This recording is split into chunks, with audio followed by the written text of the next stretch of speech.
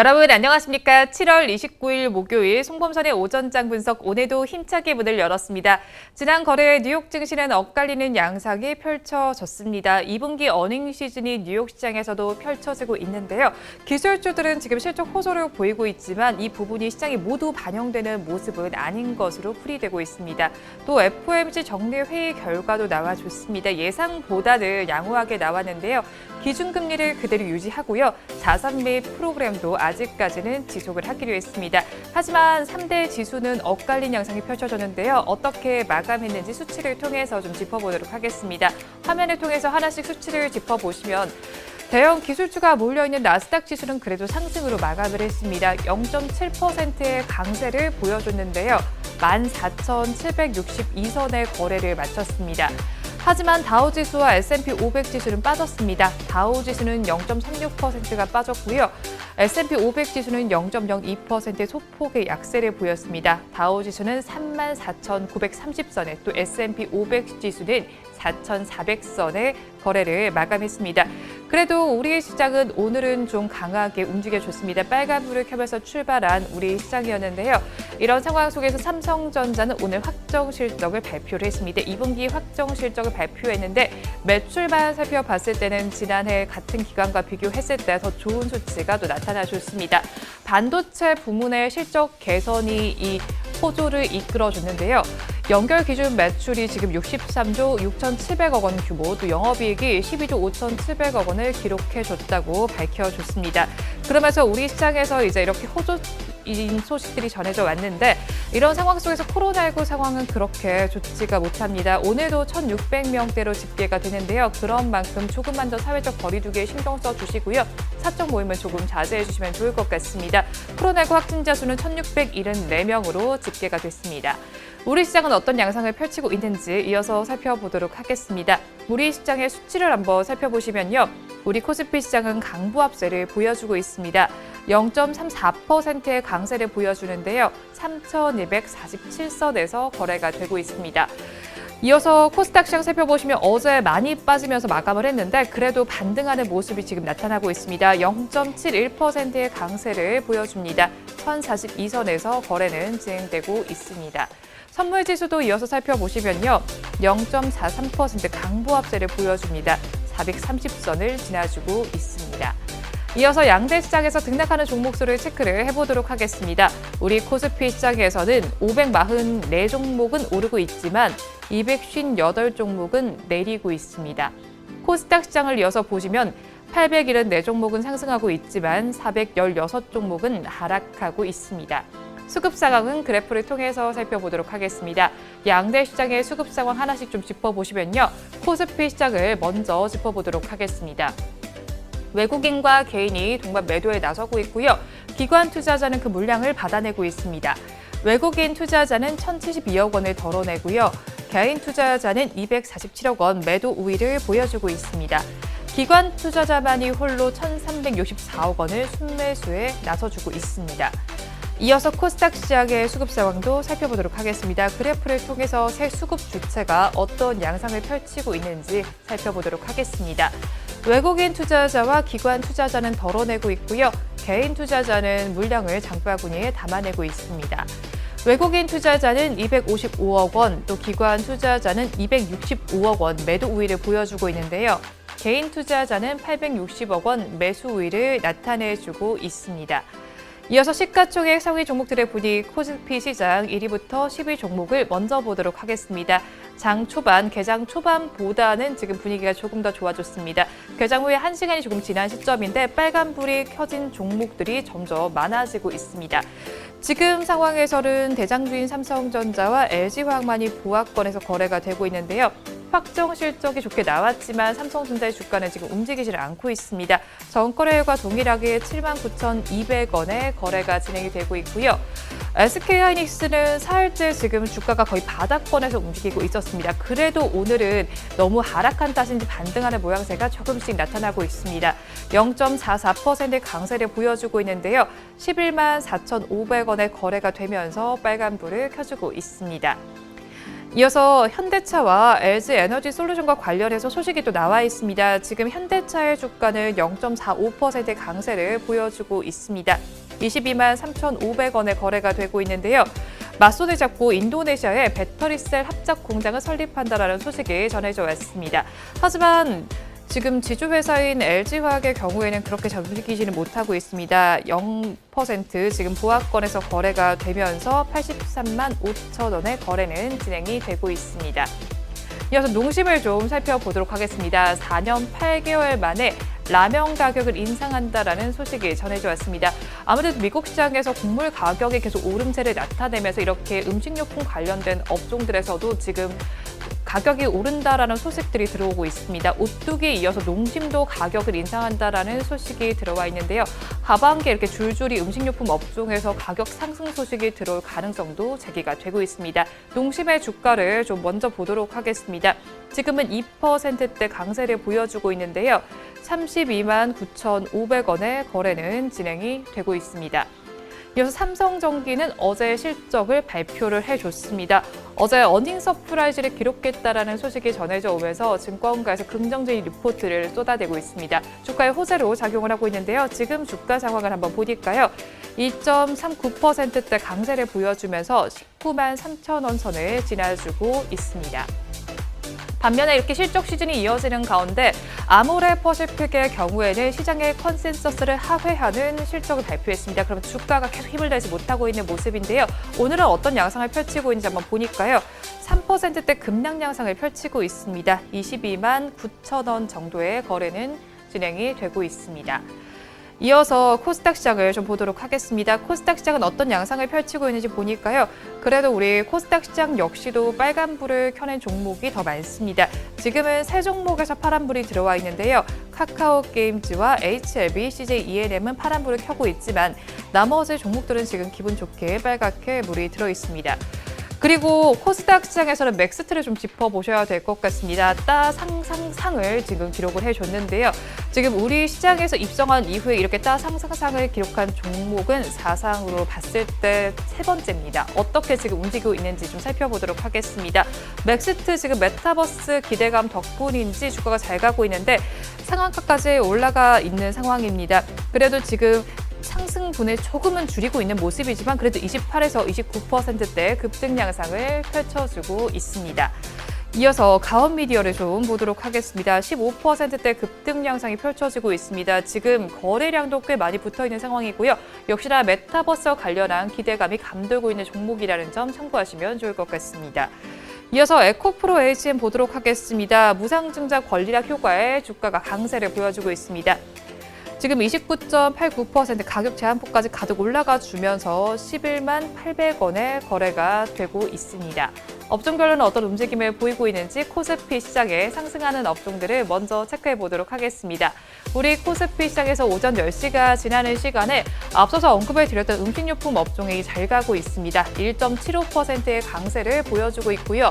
섬유의복과 비금속 광물, 운수 장비, 전기가스업도 빨간불을 켜주고 있습니다. 반면에 하락하고 있는 업종들도 살펴보도록 하겠습니다. 철강 및 금속에서 1%대 하락률이 나타나고 있고요. 의료 정밀과 화학, 운수창고, 건설업이 소폭의 약세를 보여주고 있습니다. 코스닥 시장도 이어서 보겠습니다. 상승하는 업종들을 먼저 보도록 하겠습니다. 화학 업종에서는 2.43%의 급등 양상이 관찰이 되고 있고요. 제약과 출판 매체 복제, 제조, 섬유의료 업종도 1%대 오름세가 나타나주고 있습니다. 반면에 하락하고 있는 업종들도 보도록 하겠습니다. 코스닥 시장에서 하락하고 있는 업종들 보시면 지수가 지금 굉장히 잘 가고 있습니다. 그런 만큼 하락하는 업종들은 거의 없다라고 봐야 할 것 같은데요. 조기 목재와 정보기기, 운송장비 부품 정도에서 약보합세가 나타나고 있습니다. 이 시간 외국인들은 어떤 수급 양상을 펼치고 있는지 상위 3개 종목을 중심으로 체크를 해보도록 하겠습니다. 외국인들은 지금 시간을 기준으로 다날과 오스템 임플란트, ST팜은 순매수를 해주고 있지만 한국전자인증과 알체라, 휴맥스는 순매도에 나서고 있습니다. 지금까지 시황은 저와 함께 보셨고요. 자세한 분석은 전문가님 모시고 해보도록 하겠습니다.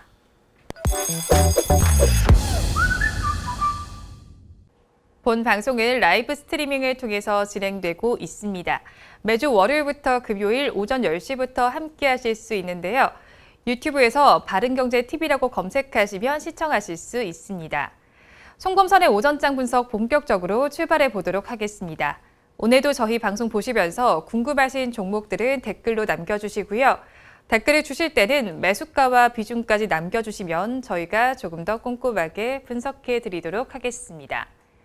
그러면 오늘도 오전장을 분석해 주실 송범선 수석 전문가님 모셔보도록 하겠습니다. 전문가님 안녕하세요. 안녕하세요. 네, 전문가님 요즘에 우리 증시를 보니까요. 제가 최근에 봤을 때 뭔가 악재에 조금 더 많이 반응한다라는 느낌이 들었는데 그래도 오늘은 좀 반등을 해주는 것 같아요. 네, 어제 같은 경우는 뭐 도쿄 코로나 해가지고 엄청 번지고 또 어제는 우리나라도 막 사상 최고치, 역대 최고치 코로나였잖아요. 맞아요. 그러다가 오늘 약간은 좀 꺾이긴 했지만 그래도 아직 위험하긴 하지만 네. 어쨌든 이런 부분들도 그렇고 전반적으로 좀 최근에 좀 많이 떨어졌던 종목들이 어느 정도 반등이 나오는 거 아닌가. 그래서 지금 시장은 뭐 크게 나쁘지는 않은 것 같습니다. 네. 맞아요. 그런데 이렇게 뭐 오늘은 그래도 반등한다라고 하지만 이번 달 우리 증시 흐름을 좀 보면요. 박스권에서 움직인다라는 말이 딱 맞는 것 같아요. 그래서인지 이제 관심이 좀 많이 줄어들었다라는 느낌도 들고 있거든요. 네, 그렇죠. 이제 많이 관심이 줄었다고 보는 게 네. 그러니까 거래 대금. 그러니까요. 거래 대금이 네. 많이 줄었습니다. 거래 대금이. 그래서 연초 대비 절반 가량으로 줄었습니다. 그래서 이게 1월 코스피가 급등할 때 이제 3,000포인트 막 처음 넘어설 때 그때는 이제 40조 원을 넘기도 했는데요. 지금은 12조 3,485억 원입니다.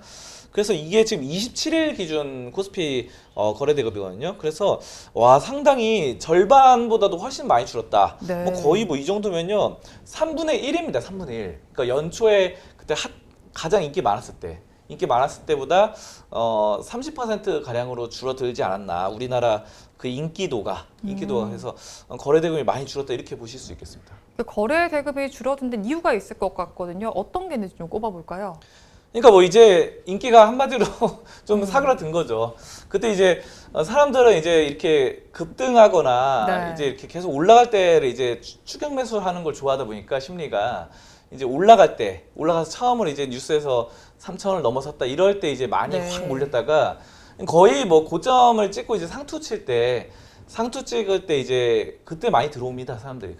항상 그랬던 것 같아요. 증시의 역사는 예전에도 이제 코스피가 이제 100포인트를 시작해서 네. 처음으로 이제 1000포인트 올라설 때 그 88년도 88 올림픽 할 때 그때쯤 해가지고 사람들이 확 많이 몰렸다가 그러다 또 박살나가지고 많이 하락을 해서 손실이 많이 봤고요.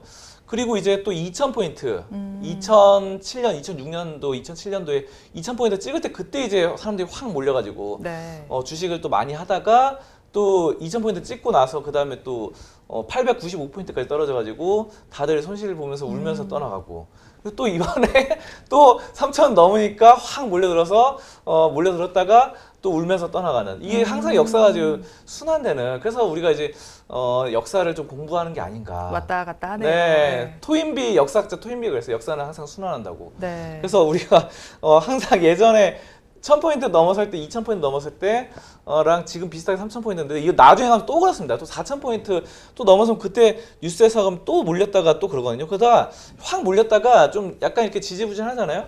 그러면은 사람들이 또 떠나가요. 또 떠나가고 그게 이제 비트코인 가상화폐 쪽으로 갔다가 또 다른 쪽으로 갔죠. 지금은 이제 그쪽 비트코인도 약간 잠잠한데 어쨌든 지금 박스권에 대리기 때문에 이렇게 약간 재미없는 장세 옆으로 가는 거 사람들이 되게 안 좋아하거든요. 바로바로 결과값이 나오는 걸 좋아해요. 바로바로. 그렇기 때문에 이 주춤한 대형주 주가 특히 뭐 삼성전자, SK하이닉스 등등 대부분의 대형주들이 뭐 최근에 이제 주춤했죠. 뭐 현대차라든가. 그렇죠. 그래서 이런 것들이 이제 거래 대금의 감소로 이어지고 있는데 여러분이 좀 아셔야 되는 게 거래 대금은 줄어드는데 예탁금은 올라왔습니다. 예탁금. 그래서 예탁금은요 지금 최근에 26일 날 보니까 71조대로 집계가 됐어요. 그래서 이제 예전에 이제 60조대로 확 줄었다가 네. 갑자기 확 늘었습니다. 또 다시. 야, 이래서 늘어가지고 이게 의미하는 바가 뭐냐면요. 돈을 사람들이 준비하는 거예요. 주식이 만약에 떨어지면 매수하려고. 네. 매수하려고 준비를 하는 거고, 거래대금이 줄었다는 건 뭐냐면요. 사람들이 이제 매매를 많이 하지 않는다. 매수와 매도는 좀 줄이고, 그러니까 단기적인 거래는 좀 줄이고, 네. 시장이 급락했을 때 저점에서 매수할 만한 그런 중장기적인 종목들에 대한 이런 시각, 이런 금액들이 어느 정도 들어왔다. 뭐 이렇게 해석이 될 것 같습니다. 근데 그러다 보니까 최근에 IPO 대여급으로 불리는 종목들도 좀 분위기가 다르게 나타나는 것 같아요. 카카오뱅크는 그래도 뭐 뭉칫돈이 몰렸지만 크래프톤의 경우에 좀 분위기가 다르잖아요. 크래프톤은 지금 최근에 한 500대 1, 400대 1 정도로 나타나는데 네.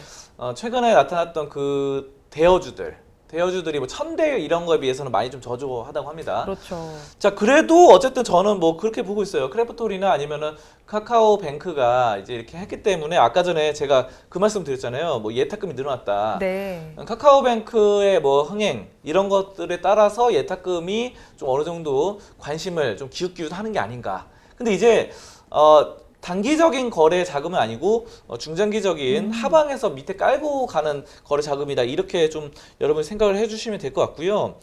자, 어쨌든 뭐 카카오뱅크는 58조대로 몰렸는데 이게 네. 이제 SK바이오사이언스나 SKI테크놀로지에 비해서는 좀 작은 금액입니다.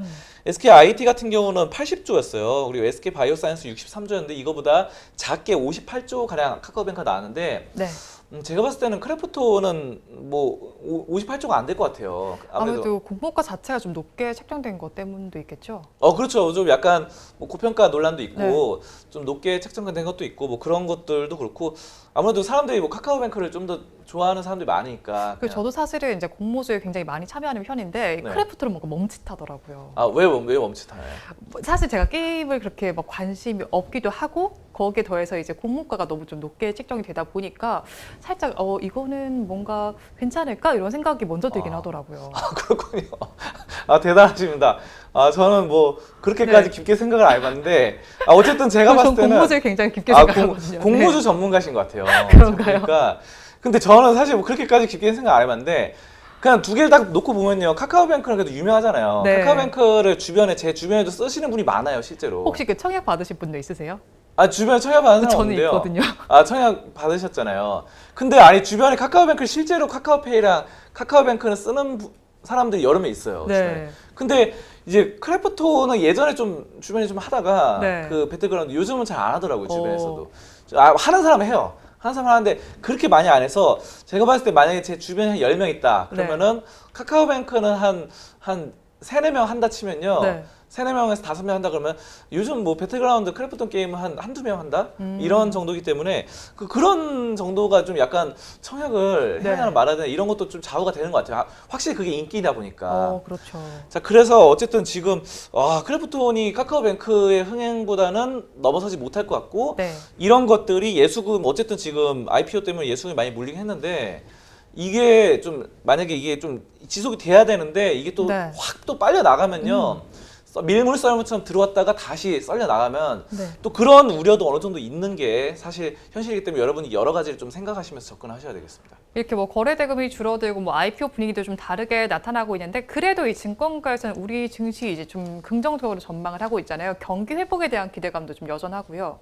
그렇죠. 경제 회복 이러한 모멘텀도 되살아날 수 있다고 하는데 어쨌든 뭐 지금 많은 뭐 증권사들에서 3,500이 연말에 가능하다 뭐 이런 식으로 내다보고 있습니다. 뭐 그래서 SK증권 이효석 투자팀장 같은 경우는 어쨌든 뭐 3,500에 갈 가능성이 굉장히 높다 연말까지. 그래서 코스피가 이제 현재 수준에서 7% 8% 상승 여력이 있다라고 좀 밝혔고요. 뭐 경제가 고점을 찍었다는 건 뭐 기후다라고 또 주장을 했습니다. 자, 그리고 SK증권의 이진우 팀장 같은 경우도 추가적인 개선 여력이 있다라고 해서 코스피 순이익이 175조 원에 달한다면 올해 연말 코스피 3,500은 적정 가치 상단이라고 본다 이렇게 말했거든요. 오늘 아까 전에 또 말씀해 주셨다시피 뭐 삼성전자 같은 경우도 이제 그 발표가 났잖아요. 네. 실제 뭐 괜찮게 나왔죠. 그리고 또 최근에 보시면요, SK 하이닉스도 괜찮게 그렇죠. 나오고 여러 기업들이 실적 발표를 했는데 뭐 다들 괜찮게 나왔어요. 웬만하면 다 호실적인 것 같아요. 네, 뭐 그리고 뭐 삼성 SDI 같은 경우도 배터리 부분, 네. 배터리 부분 뭐 흑자 전환하고 뭐 에너지 부분은 뭐 26배나 올랐다. 어제 뭐 그런 맞아요. 얘기 했었잖아요. 네. 그리고 LG화학 같은 경우도 뭐 12위에서 전 세계 화학기업 12위에서 7위까지 7위, 올라가고 네. 이게 다 실적 기반으로 한 거거든요. 네. 뭐 브랜드 가치도 있고 그런 식으로 우리나라 이 대기업들이요 지금 역대 최대 실적을 경신하는 기업들이 굉장히 많습니다. 그러니까요.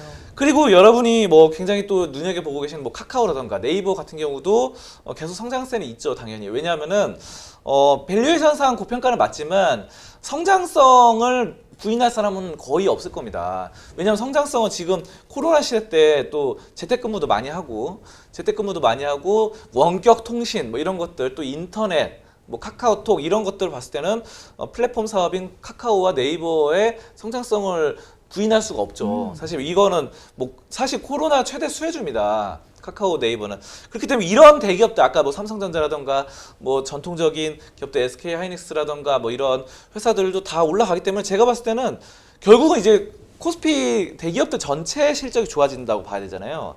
전체 실적이 이렇게 올라가면요.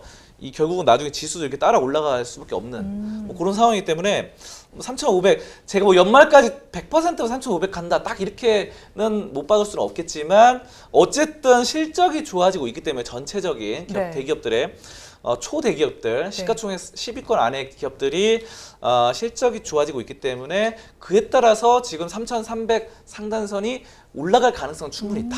올라가 3,300 더 올라가면 3,400, 3,500이죠. 그렇기 때문에 그 정도까지는 충분히 가능하다. 뭐 저는 이렇게 판단을 하고 있습니다. 네, 우리 증시 최근 들어서 좀 박스권 장세가 이어지고 있습니다. 그런 만큼 거래 대금도 많이 줄어들어 있는 상황이긴 한데요. 그래도 증권까지 좀 긍정적인 전망도 나오고 있으니까요. 한번 참고해 보시면 좋을 것 같습니다. 이어서 다음 주제는 화면으로 보겠습니다. 이번 주제를 좀 보도록 하겠습니다. 어제 코스닥 시장이 1% 넘게 하락을 했는데 그러면서 대부분의 바이오주들이 약세를 보였습니다. 그런 와중에도 HLB에서 상승세가 나타났거든요. 그렇죠. 어제가 이제 네. 코스닥이 1% 넘게 하락하면서 이 제약 바이오주들이 대거 하락을 했었어요. 맞아요. 어제 그래가지고 상당히 좀 먹구름이 들이었는데 이 HLB는 올라왔습니다. HLB 올라가지고 상당히 좀 긍정적인 상황이었는데요. 오늘 같은 경우는 약간은 좀 조정받긴 해요. 하지만 어제 좀 괜찮은 모습이었기 때문에 저는 뭐 긍정적 보고요. 뭐 종합적으로 보시면요. HLB 뭐 지금 어제 좀 차트 한번 보여드릴게요. 차트. 네네. 이거 이렇게 해서 이때는 7월 15일이고 어제 이렇게 한 고점 6%가량까지도 올랐습니다. 그러다가 종가는 4%대로 플러스 마감했는데 중요한 건 다른 종목들이 약세였다는 거죠. 뭐 셀트리온 그룹들도 약세였고 네이처셀도 3% 약세. 그렇죠. 그리고 차바이오텍도 하락. 그리고 뭐 대부분의 시젠 같은 경우 3.6% 하락, 뭐 셀리버리 2.4% 하락, 메디톡스 3% 하락 뭐 이런 식으로 나타났는데 그 중에서 HLB 쪽에 어느 정도 그 다른 제약 바이오를 좋아하는 이 수급원들이 이쪽 매기가 HLB 쪽으로 몰리지 않았나. 그래서 어제 HLB도 좋았고요. HLB 생명과학 같은 경우는 3.85% 상승을 했거든요. 그래서 HLB 전반적인 이 그룹주들이 다들 괜찮은 모습이었다. 이렇게 보시면 되겠습니다. 맞아요. 어제 시장 보면은 바이오주들이 대체로 약세를 보였거든요. 그래서 HLB가 빨간불이 켜고 있어서 저도 왜 이런가 싶어서 뉴스를 좀 검색을 해봤는데 뭐 특별한 뉴스가 있었던 것 같지는 않았어요. 근데 왜 올랐죠? 그러니까 이 뉴스가 없었어요. 저도 찾아봤는데. 네.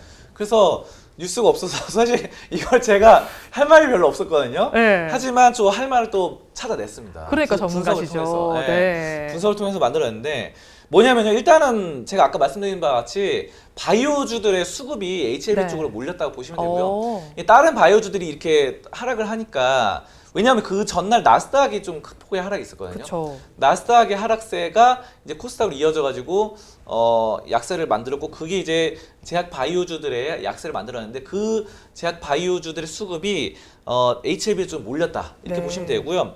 또 그동안 이제 공매도의 반발에서 크게 싸운 한투현의 힘도 서서히 좀 발현되고 있음을 좀 볼 수가 있겠습니다. 그동안 버스 대절에서 많이 이렇게 공매도가 싫어요 하면서 HLB가 그 중에서 가장 첫 번째 종목으로 굉장히 한투현이 힘을 쓰고 있었죠. 하나하나 사모으는 모습 굉장히 또 효과적으로 볼 수 있겠고요. 마지막으로 제가 봤을 때 가장 큰 요인인 것 같아요. 뭔가요? 그 네. 외국인들이 어제 네. 32만 주 대량으로 어. 매집세, 대거 매수에 나섰다. 아. 이렇게 보실 수 있겠습니다. 아무래도 이렇게 외국인들이 많이 매수를 하다 보니까 주가가 좀 상승을 한 것 같은데 그럼 HLB에 대해서 새 수급 주체가 어떤 양상을 좀 펼치고 있나요? 네, 이거는 노트북 화면 보면서 네네. 좀 잠깐 설명을 좀 드리도록 하겠습니다.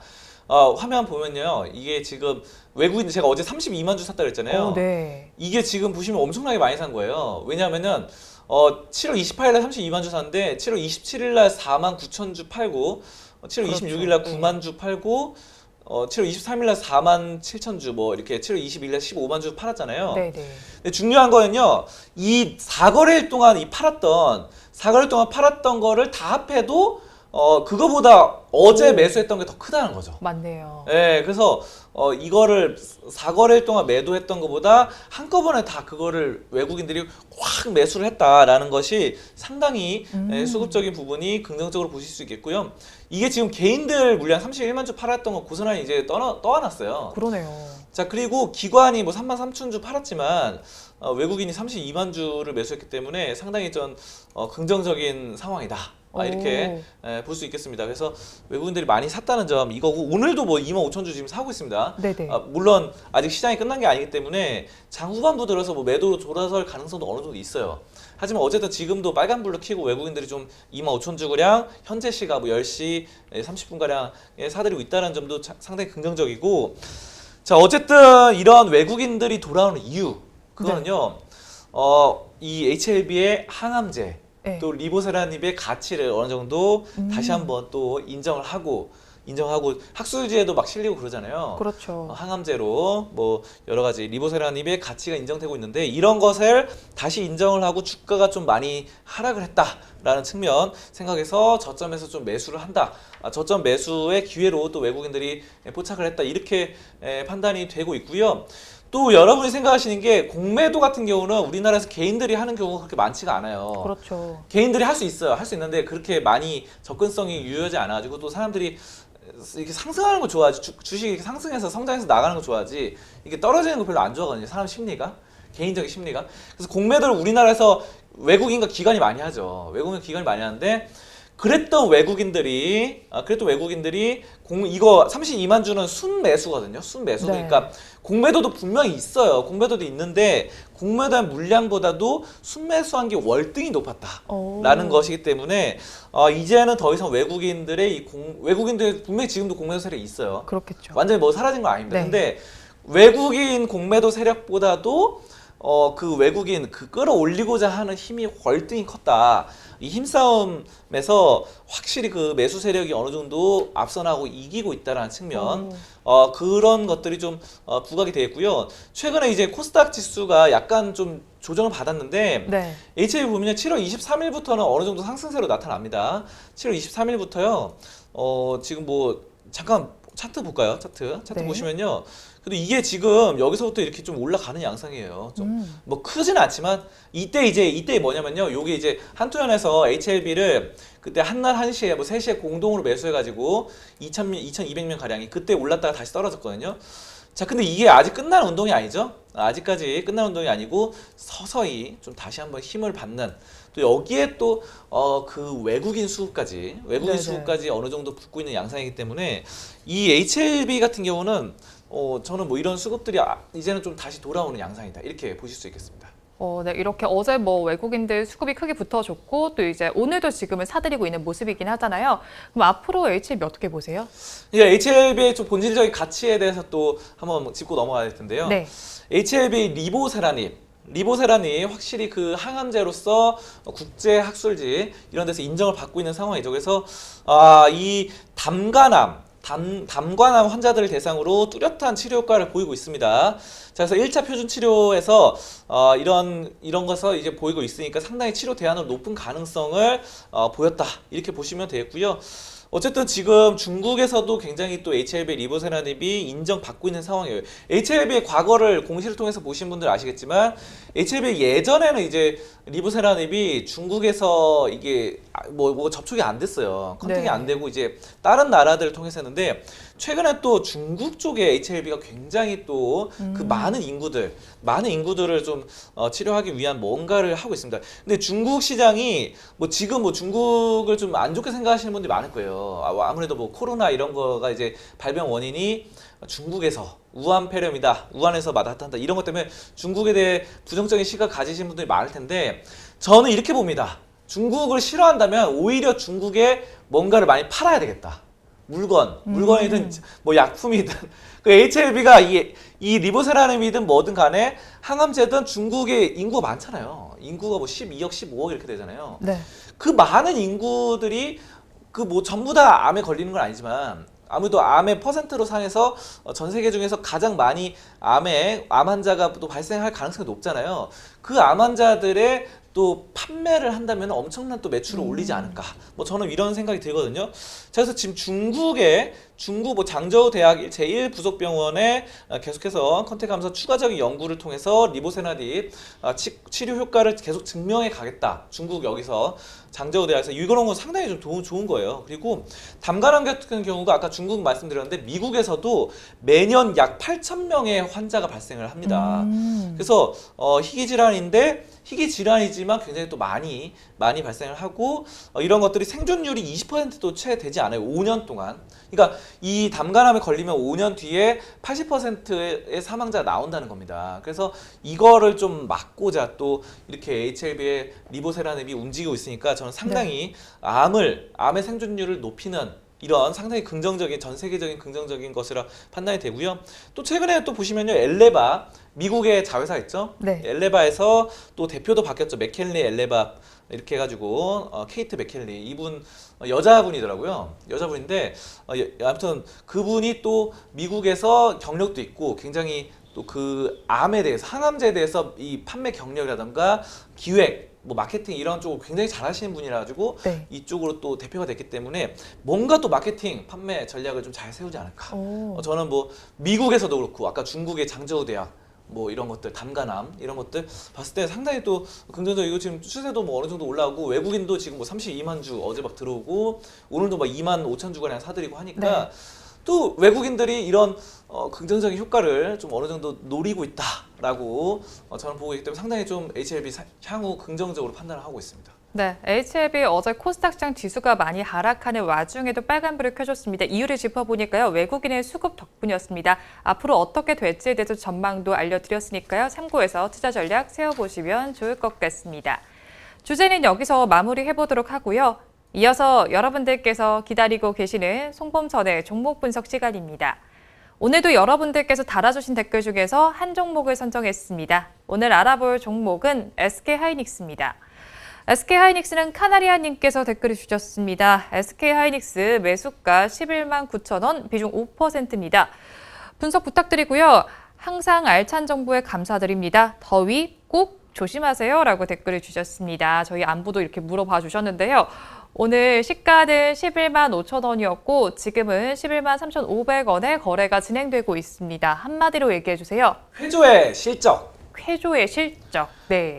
SK하이닉스 실적이 굉장히 좋습니다. 실적이 2분기가 회조의 실적을 내보였는데요. 네. 3년 만에 매출 10조를 넘겼어요. 그래가지고 상당히 좋고 영업이익 역시 10개 분기 만에 최대치를 SK하이닉스가 기록을 했습니다. 그래서 이런 슈퍼사이클에 다시 한번 좀 거론해서도 비교하며 이렇게 극적인 실적 개선 이렇게 된다 이렇게 보시면 되겠고요. 어쨌든 지금 매출 2분기 매출이 10조를 넘어섰고요. 영업이익도 2조 6,946억 원, 순이익도 1조 9,884억 원의 실적을 거뒀습니다. 그래서 영업이익이 이제 영업이익률이 26% 상승을 했고요. 그리고 작년 같은 기간 대비 매출도 19.9% 오르고 영업이익 38%. 이거는 그러니까 작년 같은 기간보다 영업이익 38.3% 오른 겁니다.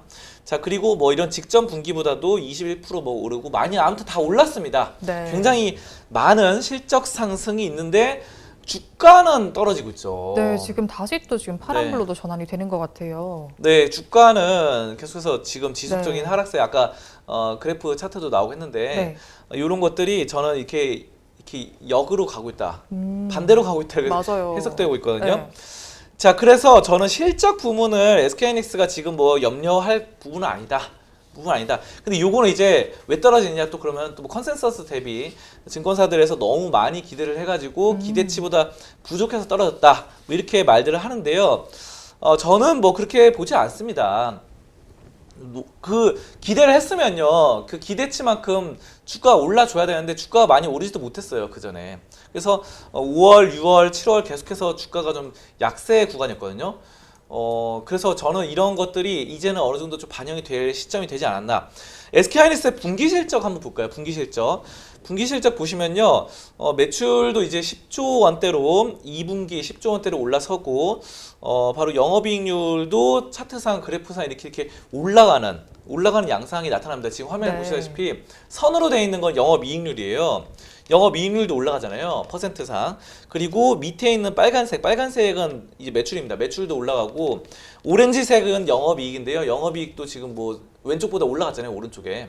그러니까 지금 아무튼 계속 올라간다 이렇게 보시면 돼요.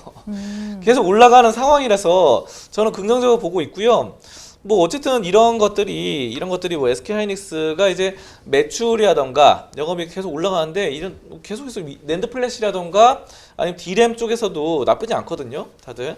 그래서 이제 뭐 기대가 너무 크면은 좀 부담이 좀 커진 뭐 그런 상황으로 보실 수 있겠습니다. 그래서 지금 보시면 서버 수요 증가로 3분기까지 실적 개선이 계속 되겠지만 설비 투자로 인한 D램 공급 증가와 고객사 재고 부담으로 4분기부터는 가격 상승세가 둔화될 것이다. 뭐 이런 전망도 나타나는데 요거 말고 표 하나 더 있거든요. 표 하나 네. 더 한번 볼까요? 표 하나 더 보시면요. 지금 이것도 지금 보시면요. 이 네. 밑에 있는 네모난 것들은 매출입니다. 매출. 근데 이건 아까 그거랑 다른 게 이 밑에 네모난 게 뭐냐면요. 빨간색, 오른쪽에 빨간색이 낸드 플래시예요. 낸드 플래시. 낸드 플래시가 지금 올랐잖아요. 어쨌든. 네. 전체 매출 중에서 낸드 플래시가 이렇게 22%가 차지하고 밑에 보시면요. D램 이 오렌지색이 D램이다. 오렌지 색깔의 D램인데 D램이 확실히 좀 많이 좋아졌죠. 매출이 왼쪽에는 8천억 대잖아요. 8,400억, 8,600억 이랬는데 지금 뭐 이렇게 만을 찍었죠, 만. 그러니까 이거 만이 뭐냐면요. 이게 여러분이 단위 헷갈리실 것 같은데 10조인데 10조. 매출 10조. 그래서 10조를 기록했다. 이렇게 많이 올라섰는데 그 중에서 D램이 눈에 띄게 올랐습니다. D램이. 자, 그리고 낸드 플래시도 좋고 그 밖에 위에 회색이 바로 기타 등등입니다. 그래서 저는 이 D램이 눈에 띄게 뭐 확실히 확 좋아졌다는 부분, 오렌지 색깔 이런 부분에 상당히 좀 긍정적으로 좀 평가를 할 수 있겠습니다. 그러면 이렇게 매출이 10조 원대로 네. 나타나고 있는데 그 주가도 한번 볼까요? 차트 한번 보도록 하겠습니다. 차트 보시면요, 계속 떨어졌어요. 이상하게. 그러니까요. 이게 저는 그게 좀 약간 어불성설이라고 생각하는 게 아까 증권사들 컨센서스보다 이게 안 좋아서 떨어졌다 이랬잖아요. 네. 근데 증권 지금 보시면요 2분기 실적이 나온 거잖아요 이게. 그렇죠. 그 2분기는 어떻게 되면요 2분기가 뭡니까 여러분들? 4월, 5월, 6월이 2분기예요. 그렇죠. 그러면 4월이 어디냐면 이때예요. 4월이 여기거든요. 네. 그럼 여기서 이 4월, 5월, 6월 이건데 아까 증권사들 기대치 높였잖아요. 올라갈 네. 거라고 많이 근데 이게 주가는 계속 떨어졌어요. 여기 반등 나오긴 했지만 전체적으로 봤을 때는 추세가 떨어지는 거니까. 그리고 정작 뚜껑이 여니까 더 떨어졌어요. 뚜껑을 열고 기대치보다 안 나. 그러니까 제가 생각했을 때는 이건 다 핑계다. 왜냐면 만약에 이게 이런 식으로 올랐다가 증권사 기대치 때문에 선반영도 올랐다가 이렇게 떨어지면은 어느 정도 말은 되거든요. 네. 근데 이게 오른 게 하나도 없는 상황에서 그냥 이게 뭐 여기서 4월부터 시작하자마자 이건 1분기 실적 반영이란 말이에요. 네. 1분기 여기는 3월까지니까 1분기까지가 이렇게 올랐던 거고 4월부터는 2분기이고 4월 뚜껑 열리는 거 이제 7월 8월인데 이게 말이 안 된다. 저는 그러니까 이거 어떻게 생각하냐면요. 이제는 어느 정도 반등을 노려볼 수 있는 시기다. 네. 실적이 굉장히 또 좋아진 상황입니다. D램이든 이런 상황들이. 그래서 아까 보셨잖아요. 옆으로 올라가는 네. 오른쪽으로 갈수록 올라가는 매출이든 뭐 영업이익률이든 10조 원대로 올라가고 그렇기 때문에 제가 봤을 때는 이거를 지금 뭐 11만 9천 원도 그렇게 뭐 높은 가격대 매수한 건 아니다. 긍정적으로 판단하시고 계속해서 뭐 D램 시장 계속 좋아지고 있으니까 긍정적으로 좀 보시면 좋을 것 같습니다. 네, SK하이닉스의 경우는 실적은 호조를 보였지만 주가가 그에 발맞추지 못하고 있습니다. 차트를 보셨듯이 지금 하향하는 추세가 나타나고 있는데요. 카나리아님께서는 지금 현재가보단 조금 높은 가격에 매수를 했지만 그래도 뭐 나쁜 가격이 아니다라고 짚어주셨으니까요. 참고해서 투자에 임해 보시면 좋을 것 같습니다. 종목 분석은 여기서 마무리해보도록 하고요. 이어서 전문가님의 관심 종목을 체크해보는 송범선의 시선 시간입니다. 오늘 전문가님의 레이더망에는 어떤 종목이 걸려 있었을까요? 전문가님 오늘은 어떤 종목 가지고 오셨나요? 네, 오늘 율촌화학입니다. 율촌화학, 네. 율촌화학 그러면 모르시는 분도 많을 텐데요.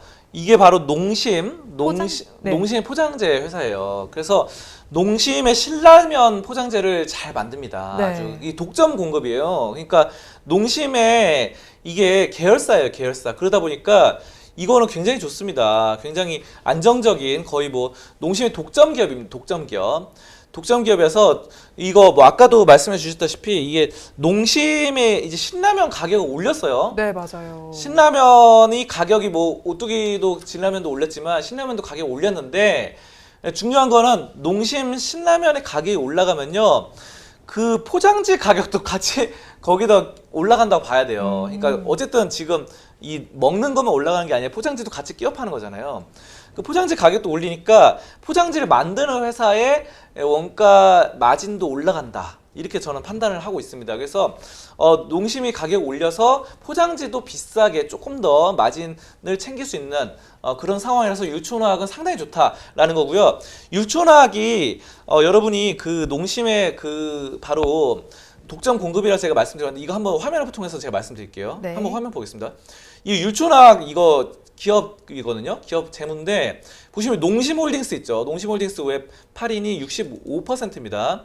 자, 그래서 농심홀딩스가 31%나 보유하고 있어요. 자, 이 농심 계열 사람들이죠. 계열 가문 사람들, 그분들 회장님들. 그래가지고 아무튼 농심이 지금 이걸 거의 독점으로 자회사입니다. 농심 자회사 율촌화학. 그래서 이게 지금 신용 등급도 굉장히 높고 AA 플러스 그래가지고 상당히 좋아요 이거. 상당히 좋고 배당도 꽤 많이 줘요. 2.39%. PBR 1.49면 굉장히 좀 저평가로 보실 수 있겠고. 그러면 이게 농심 자회사인데 농심 자회사이기 때문에 당연히 농심에서 만드는 모든 제품들의 그 뭡니까 포장을 다 이거 공급이 됩니다. 여러분 이거 보시면요 여기 보시면 농심 이거 과자들 뭐 보이죠? 신라면도 있고 너구리 라면도 있고 과자들 뭐 새우깡 뭐 굉장히 많은 과자들 다 이거 하는 거예요. 그래서 농심의 이 율촌화학이거든요. 율촌화학. 농심의 스프력 뭐 스낵류, 햄, 맛살, 커피 포장 모든 거를 다 이렇게 네. 삼각김밥이든 뭐든 다 하고 있기 때문에 이거는 제가 봤을 때 이 포장지 거의 독점이기 때문에 굉장히 저는 긍정적인 판단을 해요. 왜냐하면 중간에서 거의 뭐 떼먹을 일도 없고 설마 농심 계열사인데 설마 모회사가 자회사 돈 떼먹을 일은 거의 없다고 봐야 되잖아요. 같은 가족인데 가족의 돈을 떼먹는 사람이 어디 있습니까? 그러니까 아무튼 여러분이 뭐 보통 이제 가족 같은 기업이 아니면요. 막 거래처에서 막 돈 떼먹기도 하고 그래요. 그래서 돈을 기업 어음 같은 거 있잖아요. 기업 어음 발행해가지고 하는데 돈을 막 납입 안 하고 이런 경우도 있기 때문에 여러분 이거는 확실히 돈을 확실히 받을 수 있는 모회사가 탄탄히 가져쳐져 있다. 저는 농심 형님을 믿고 또 신라면 가격까지 올렸어요. 가격까지 올려가지고 신라면 포장지 가격도 올라가고 이런 면에서 율촌화학이 상당히 좀 긍정적으로 판단하고 한번 차트 마지막으로 한번 볼게요. 네. 차트 보시면요 이거 지금 별로 안 올랐어요. 별로 안 올라가지고 많이 떨어졌습니다 오히려. 그래서 지금 29,000원대에서 떨어졌기 때문에 이거 반등이 나올 것 같아요. 제가 봤을 때는 반등이 어느 정도 나오고 배당만 받으면서 버텨도 뭐 크게 문제가 없겠다. 수익은 막 이게 적자 전환되고 이런 건 전혀 걱정하실 필요 없습니다. 라면 꾸준히 팔리니까요. 여기 포장지를 맨날 만드니까 독점 공급이니까 수익이 뭐 적자 전환 걱정 이런 거 전혀 없고 수익성은 항상 꾸준히 나온다. 그렇다고 막 다이나믹하게 막 급등 양상 이런 거 나오기 힘들지만 어쨌든 꾸준한 양상으로 노려볼 수 있는 기업이 바로 율촌화학이다. 율촌화학이다 이렇게 말씀드리겠습니다. 네, 오늘 송범선의 시선 시간에는 율촌화학에 대해서 살펴봤습니다. 농심의 자회사인데요. 포장재를 만드는 기업입니다. 농심도 오늘 4년 8개월 만에 라면값을 인상한다라는 소식도 전해져 왔으니까 한번 참고해서 투자 전략 세워보시면 좋을 것 같습니다. 오늘 말씀은 여기까지 듣도록 하겠습니다. 고맙습니다. 감사합니다. 오늘도 저희 방송 보시면서 궁금하신 종목들은 댓글로 남겨주시고요. 댓글을 주실 때는 매수가와 비중까지 남겨주시면 저희가 조금 더 꼼꼼하게 분석해 드리도록 하겠습니다. 우리 양대시장 어떤 양상을 좀 펼치고 있는지 조금 더 짚어보도록 하겠습니다. 양대시장 지금은 좀 엇갈린 양상이 펼쳐지고 있습니다. 상승폭이 좀 많이 둔화된 상황이고 코스피 시장은 파란불로 좀 전환이 됐습니다. 소폭의 약세를 보여주고 있고요. 우리 코스닥 시장은 강보합권에서 거래되면서 그래도 빨간불 켜주고 있습니다. 1040선에서 거래는 진행이 되고 있고요. 오전 10시 30분에 개장한 상해 종합지수 살펴보시면요. 1%대 강세로 시작한 이후에 지금도 1%대 상승률을 기록을 해주고 있습니다. 3,395선에서 거래는 진행이 되고 있습니다. 오전 방송은 여기서 마무리해보도록 하겠습니다. 저는 오후에 응답하라 마감 시황에서 다시 찾아뵙도록 하겠습니다. 오늘도 함께해 주신 여러분 고맙습니다.